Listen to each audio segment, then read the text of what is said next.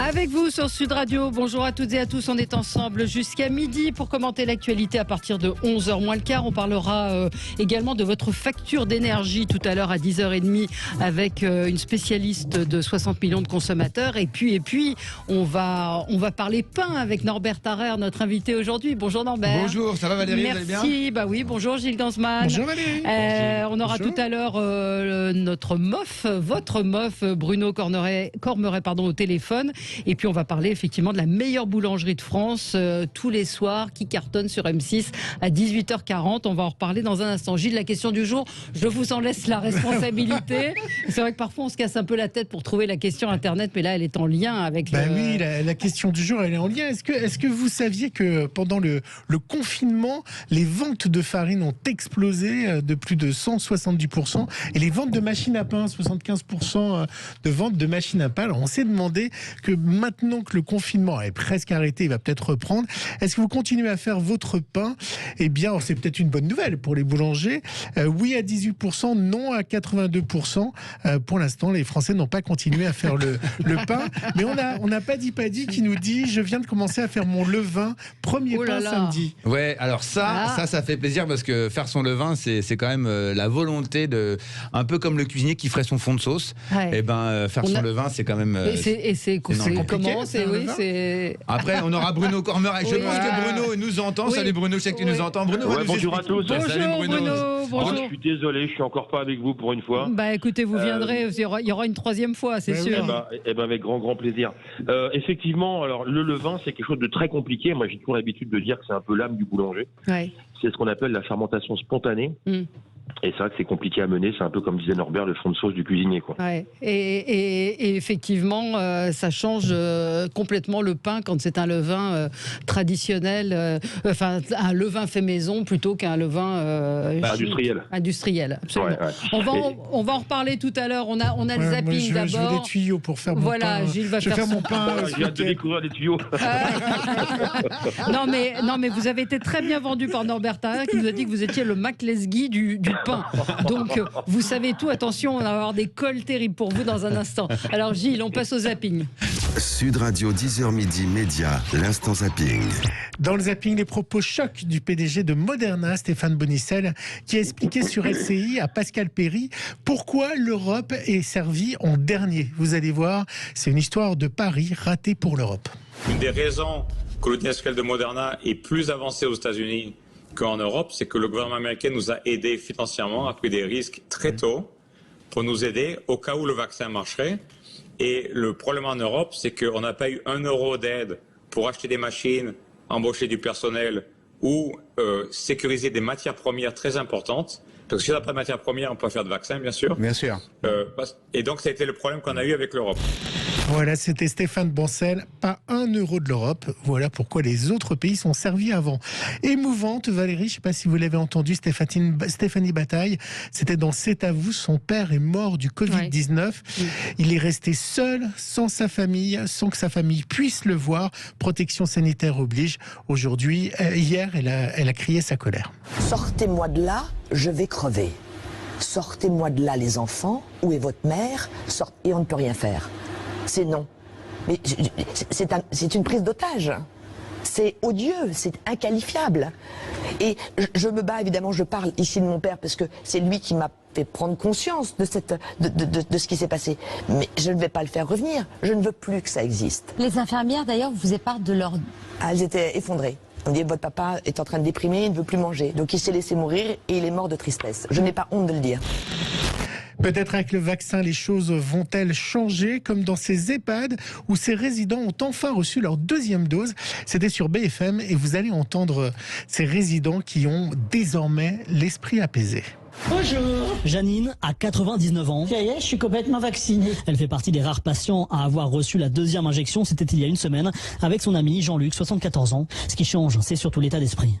Je dirais qu'on se sent un peu plus soulagé dans la tête du vaccin. On est quand même plus serein. Ouais. On vit notre vie quand même plus tranquillement. Ici, 26 patients sur 37 sont ou seront vaccinés d'ici 2 semaines.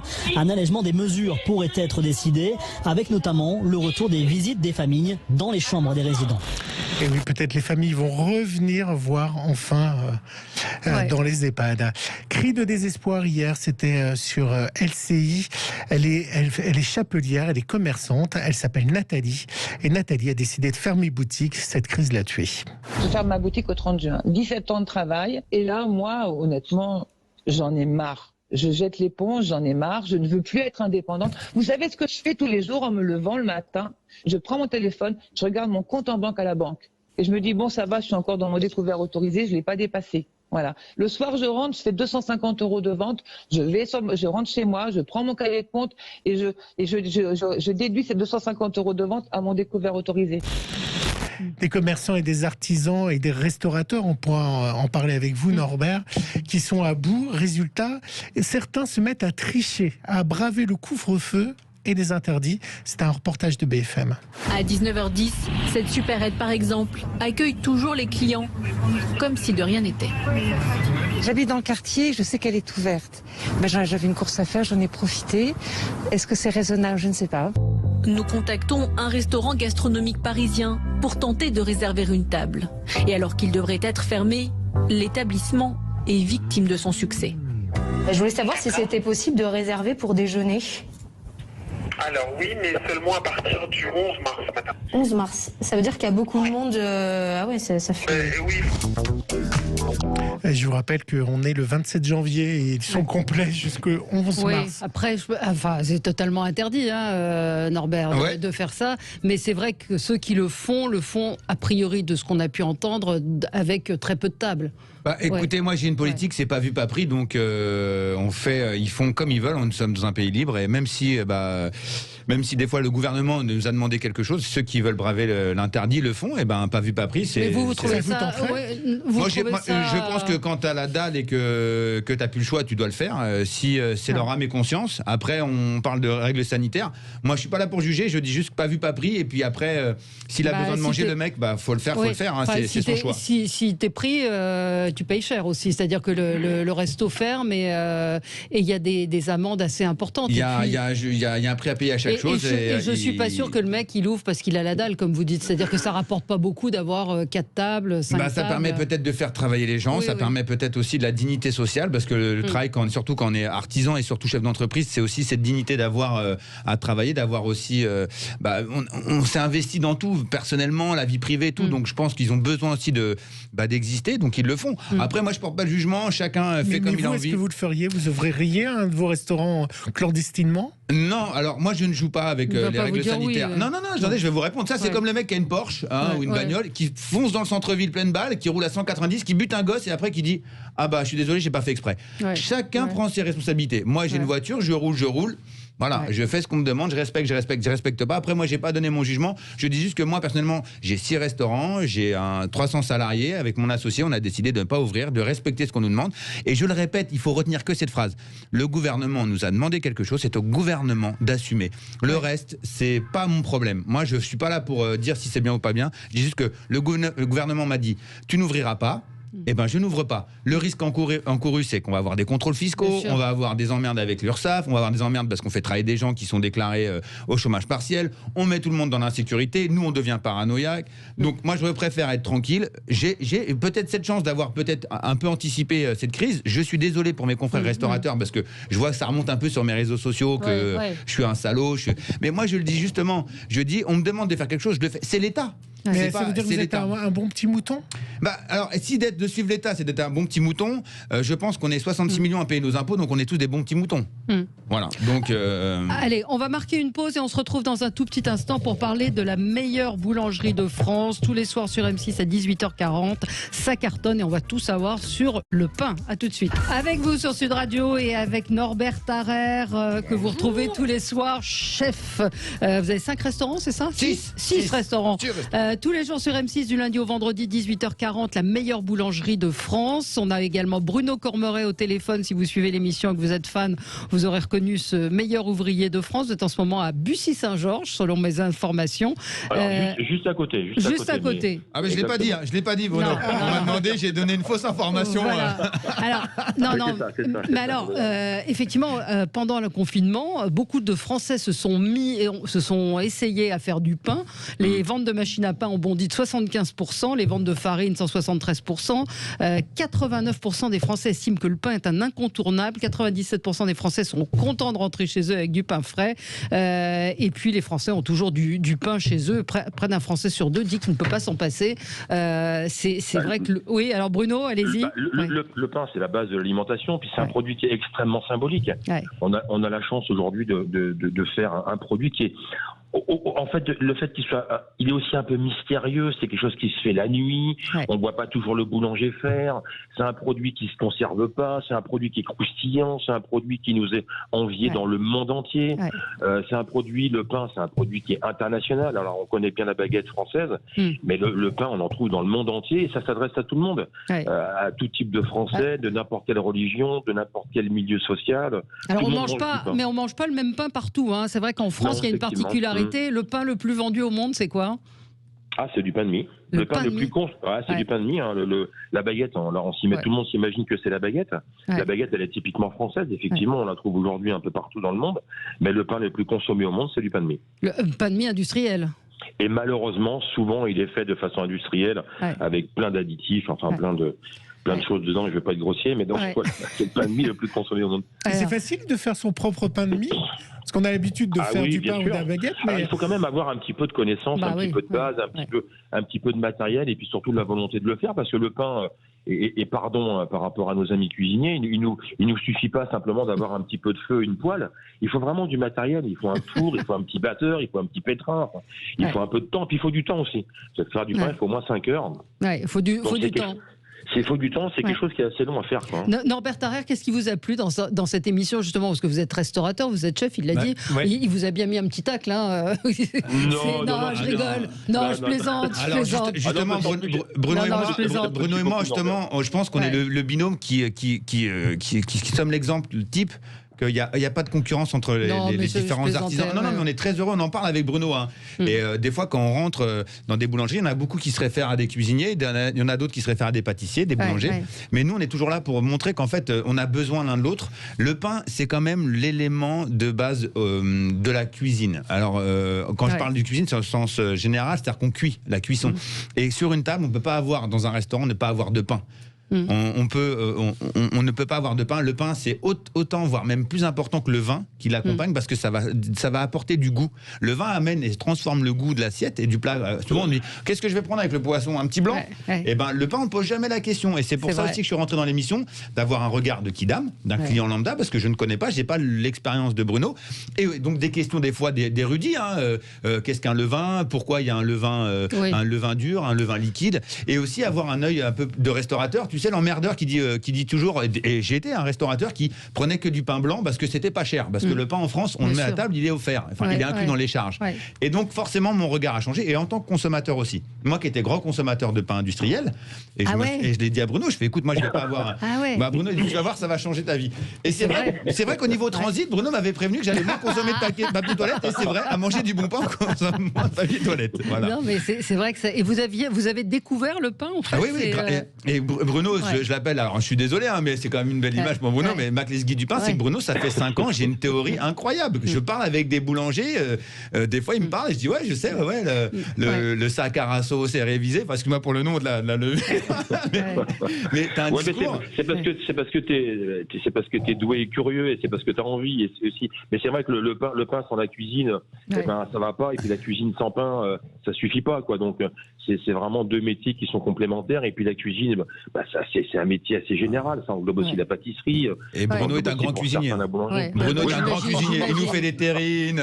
Et tu sais que sur le tournage des tutos, parce qu'il fait des tutos sur cette saison, et Bruno, je crois que tu avais fait des pizzas, je sais plus ce que tu avais fait. Alors je vais faire, pas une vraie pizza, parce que on était dans une cuisine de ménagère, donc on n'a pas le matériel qu'il faut, mais c'est plus une galette salée. Effectivement, on a fait 13 tutos, on a fait de la génoise, on a fait des crèmes pâtissières, on a fait une crème d'amande, on a fait des pains de mie. C'est ça, c'est que le boulanger, c'est au-delà de la baguette ou de ce qu'on peut imaginer. Moi, je l'entends différemment. Boulanger, pour moi, c'est un sens assez large.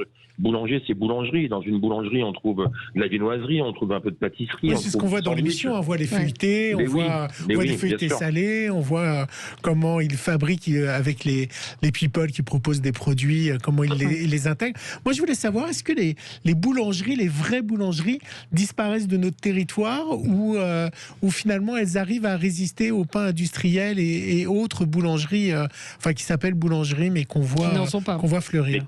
Mais qu'est-ce qu'elle est belle cette question. Vous savez, moi j'ai la chance de sillonner la France au travers de cette émission et depuis 5 ans avec Norbert. Et moi je pense que Norbert sera d'accord avec moi. On a vu cette année un niveau en boulangerie qu'on n'avait jamais croisé. Les gens sont passionnés, passionnants.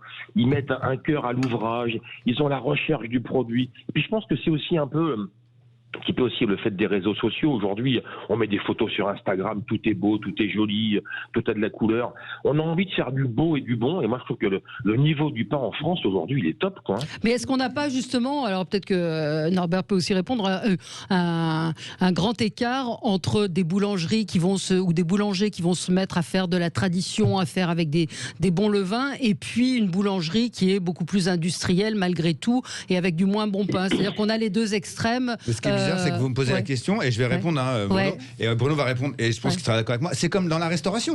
On a l'élite des 3 étoiles Michelin, et après on a les brasseries, les bistrots qui font du fait maison, et après on a toutes ces larges enseignes qui eux proposent de la restauration. Il y en a pour tout le monde. Après, le sens c'est qu'il ne faut pas perdre le goût du véritable fait maison. Après, il y a toujours des propositions, que ce soit en pâtisserie, en boulangerie ou dans la cuisine. On a un large choix. Après, c'est aux gens aussi, c'est une éducation, et c'est aussi au gouvernement de ramener cette éducation à l'école. Je pense qu'il est important de ramener, comme on a eu un certain, d'éduquer au goût. C'est hyper important. Bruno, tu valides ou pas, Bruno ? Oui, moi, sur le goût, moi c'est pareil. Moi, je suis en train de monter une boulangerie. Là, je suis en train de faire une création. On a pour ambition d'aller mettre du très bon pain dans les écoles et d'expliquer aux gamins que le pain, c'est pas que le Bunz qu'ils trouvent avec l'enseigne de toutes les couleurs. Le pain, surtout que ça fait partie de notre patrimoine. Aujourd'hui, la baguette, elle est référencée à l'UNESCO. Enfin, je veux dire, c'est pas quelque chose c'est pas des paroles en l'air. C'est quelque chose qui tient la route. Donc voilà, il faut rééduquer les gens. Mais ça fait grossir le pain, non ? Pardon ? Ça fait grossir, je la provoque. Ça fait grossir le pain. C'est honteux. Pareil, mon Dieu, ça fait grossir, c'est une honte. Je vais être heureux de répondre à ça. C'est une nouvelle question. Le pain, dans le pain, il y a du sucre, mais c'est des sucres lents. Donc c'est des sucres qui sont digérés lentement par l'organisme. C'est pas des sucres rapides. Donc, c'est pas des sucres qui vont venir stocker de la matière grasse. Et toute la médecine est d'accord pour dire que dans tous les régimes, il faut incorporer du pain. Donc non, le pain ne fait pas grossir. Alors évidemment, si on met des jolies choses dessus, évidemment. Mais le pain en lui-même, non. Le pain en lui-même, il y a une étude qui a été menée il y a quelques années, et les gens ont ça dans l'esprit, et ça n'a jamais été bien expliqué. Il y a une étude qui a été menée sur le pain. Est-ce que le pain fait grossir ? Qu'est-ce qu'ont fait les scientifiques ? Ils ont pris le pain le plus consommé au monde. On l'a dit tout à l'heure, c'était du pain de mie. Dans le pain de mie, on a des œufs, on a du sucre, on a la matière grasse. Forcément, là, ça fait grossir. Mais quand on dit pain à l'échelle baguette, pain de campagne ou des choses qui sont non enrichies en sucre, en matière grasse, on est sur des sucres lents. Alors si en plus, ce pain a été panifié avec des levains, on va apporter une meilleure digestibilité, un sentiment de satiété, on va baisser le taux de sucre dans le pain, c'est formidable. Non, le pain, ça ne fait pas grossir. Alors, ça fait beaucoup réagir nos auditeurs. J'en mange beaucoup, nous dit Maya, je crois, mais je ne peux pas m'en passer. Rien ne vaut le pain du boulanger. J'avais récupéré un livre pour faire du pain manuellement, mais c'est très long. Bravo à nos boulangers. Cantou nous dit bravo de montrer des artisans, noble métier. Nous devrions revenir aux vraies valeurs avant le chaos. Bon, monsieur Norbert, dommage de ne pas vous voir plus souvent sur M6. Déjà tous les soirs, c'est pas mal. Si, je suis avec Bruno, on est bien. Voilà, tous les soirs. Cette année, on a une belle voiture rouge. Attends. Bernard nous dit le goût, c'est le rôle des parents, pas de l'école. Brigitte nous dit c'est pas le pain qui fait grossir, c'est ce qu'on mange avec. Et puis il y avait également un message de Jackie qui dit la boulangerie, c'est l'une des seules professions qui participe au bon moral des gens. Magasin ouvert devant les confinements, gardons ce lien vital et laissons au boulanger le soin de faire du bon pain. On voit que le pain a vraiment une image extrêmement positive. Jackie nous dit aussi faire son pain c'est bien, mais rien ne changera le savoir-faire d'un vrai boulanger. C'est vrai que moi j'ai essayé les brioches et trucs comme ça, c'est pas pareil. Les brioches, on peut encore s'aventurer. C'est vrai que le pain, comme disait Bruno, il faut un peu de matériel. Il faut un peu de matériel. Moi je pense toujours à cette pierre réfractaire, là, cette sole qu'on retrouve dans un four du boulanger. changer, le pain va changer forcément de structure et de goût par rapport à ce matériel qui est cette pierre réfractaire. Tu me dis, Bruno, si je dis des bêtises, tu me mais pour l'instant, c'est dans le vrai, c'est très bien. Et donc forcément ça, et puis la panification, le temps, et puis il y a plein de techniques qu'on n'imagine pas, parce que des fois Bruno il parle, et je le dis parce que c'est des petites coulisses qu'on va vous donner pour les auditeurs, c'est que moi je comprends pas tout, et ça fait seulement cette année que j'ai compris que quand Bruno parle, il parle de température, il me dit alors l'eau est à 24 plus 32 plus, ça fait 70 degrés, je dis putain mais attends, mais là c'est la cuisson d'un rôti ça. Et en fait il t'explique qu'il y a la température ambiante, la température de l'eau et la température de la farine, et quand tu comprends ça, tu commences à te dire merde, c'est pas que de l'eau, de la farine, de la levure et du levain, le truc là, le bignou. Et en fait à chaque jour, tu dois t'adapter à l'environnement qui t'entoure et qui entoure le pain. Il y a un candidat cette saison qui vous a épaté ou vous vous souvenez d'un... On a goûté un pain au café. Je peux le dire, un pain au café, on voit la tronche, enfin moi je parle pour moi, là Bruno il dira, et moi je vois le pain, je dis oh là là, c'est quoi ce bloody boulga, le mec a encore voulu tenter un truc incroyable, et ça va être un grand loupé, et ça a été une tuerie, un pain au café. Même incroyable. Le pain à la bière qu'on a vu. Parce que là cette année, dans l'émission de cette année, il y a des défis où il faut intégrer des éléments, donc il y a des kumquats, des produits de région. Des produits de région. Alors les mojettes, je serais curieuse de savoir comment on intègre des mojettes. C'est Sylvie Tellier, Miss France 2002, qui a demandé d'intégrer, elle est originaire des Sables-d'Olonne, comment on intègre des mojettes dans du pain. Alors, c'est pas forcément dans du pain, c'est vraiment dans des produits qu'on trouve en boulangerie. Et c'est là qu'il faut bien comprendre, quand on dit la meilleure boulangerie de France, en fait, c'est pas le meilleur boulanger. C'est vraiment la boulangerie dans son sens général, le pain, la viennoiserie, la pâtisserie, la tarterie, ou pourquoi pas, parce qu'on a déjà vu même sur des entremets. Donc voilà, c'est vraiment intégrer la mojette, pour la citer, c'est quelque chose qu'on a dégusté il y a pas très longtemps, mais c'est fabuleux, quoi. Il y a des boulangers qui se décarcassent, qui ont des idées. Et moi, je voudrais aussi souligner ça, parce que c'est vrai qu'on parle de l'émission a un super succès. Les chiffres sont au rendez-vous tous les matins. Le duo Norbert-Bruno fonctionne parfaitement bien. Oui, c'est le couple de l'année. Voilà, c'est presque, comme disait l'autre jour, il y a un gars qui me dit, on dirait presque Laurel et Hardy. Bon, je sais qui est Laurel, je sais qui est Hardy. mais voilà, je voudrais aussi parler de l'artisan, parce que c'est aussi l'artisan, de par la qualité des produits, de la vente, de son magasin, de ses équipes. C'est aussi l'artisan lui-même qui crée, qui fait que l'émission fonctionne bien, parce que on rentre dans la vie des gens. Dans quel métier on voit ça? On rentre dans le fournil, le gars nous explique comment s'appelle son chien, s'il a bien dormi la nuit. Enfin, il nous raconte vraiment toute sa vie. Moi, je trouve ça fabuleux, quoi. On a Catherine. Donc, c'est aussi ça le succès de l'émission. Catherine nous dit, je suis dans les Landes, j'ai un super paysan boulanger à côté de chez moi, je trouve ça merveilleux. On va chercher son pain chez lui directement au moulin, c'est super. Et Maya qui voudrait savoir quel est le pain le plus sain selon vous? Bruno, je te laisse répondre. Alors c'est un peu compliqué. Pour moi, le pain le plus sain, il faut qu'il soit pas trop pétri. Alors on pourra en parler pendant des heures. Il faut qu'il ait une farine qui soit relativement complète ou semi-complète. Et surtout, il faut qu'il soit fait non pas uniquement avec de la levure, non pas parce que la levure c'est un produit chimique, c'est pas du tout. La levure c'est un produit naturel, mais il faut qu'il y ait un petit peu dedans de levain, un petit peu d'acidité pour l'assimilation des minéraux sur l'organisme. Donc voilà, c'est un pain avec du levain, avec des farines composées. Alors comment on fait quand on va chez le boulanger? On demande quoi? Eh ben, un pain au levain, un pain complet, un pain et le pain de seigle, parce que souvent on dit que le pain de seigle c'est le moins sucré, le plus complet finalement. Ouais, non, mais tout dépend comment il est panifié, parce qu'aujourd'hui malheureusement il y a des boulangers qui utilisent des farines de seigle qui sont un peu dopées, mais si on part sur du vrai seigle fait correctement, non, c'est pas pour autant que c'est. Mais voilà, pour moi c'est très important que dans le pain il y ait ce qu'on appelle ce fameux levain, qu'il soit liquide ou dur, peu importe, et puis surtout qu'on ait des farines qui soient typées, un peu rustiques, avec tous ces fibres, toutes ces enveloppes, et c'est ça pour moi un pain qui est sain. Donc un pain au levain, effectivement. Vous avez été surpris. Et puis surtout bien cuit, quoi, parce que c'est important aussi la cuisson pour le goût, parce que vous cuisez un jour, en fait, l'essai chez vous cuisez un bout de sucre dans la casserole, et plus vous avancez dans la cuisson, plus vous allez vers le caramel, et plus les sucres sont cuits, et plus le goût est différent. Dans le pain, c'est pareil.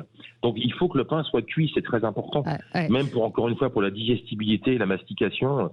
Il est important que le pain soit cuit. D'accord. Et puis ce que je disais au boulanger l'autre jour, je dis heureusement qu'il y en a pour tous les goûts, parce que moi je demande une baguette bien cuite, la personne devant moi demandait pas trop cuite, et elle me dit oui, puis il y a ceux qui veulent avec de la farine, pas trop de farine, c'est formidable. Le pas trop cuit, moi ça me fait penser au fait, encore une fois, que le pain le plus consommé au monde, c'est du pain de mie, c'est un pain qui est mou.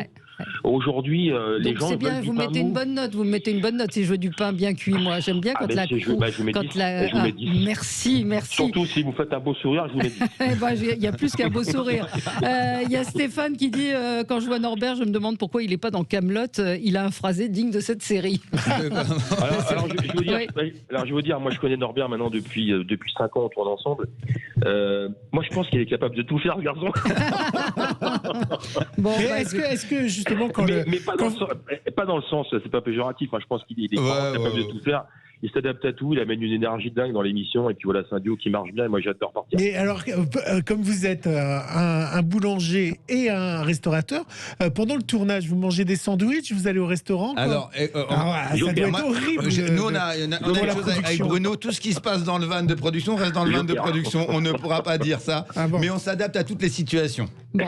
Voilà. Nous sommes des tout-terrains et on ne prend jamais la tête. En tout cas, très beau succès de l'émission La meilleure boulangerie de France sur M6, 18h40. Il y a du monde devant le poste, et puis ceux qui n'ont pas encore regardé, je pense, vont être séduits par votre duo. Voilà. Merci à vous. Et que Bruno nous amène du pain la prochaine fois. Oui, Bruno, vous viendrez en studio la prochaine fois. Avec grand plaisir. Merci Norbert Tarrer et merci Bruno Cormeret d'avoir été avec nous. Bonne journée à vous. À tout de suite.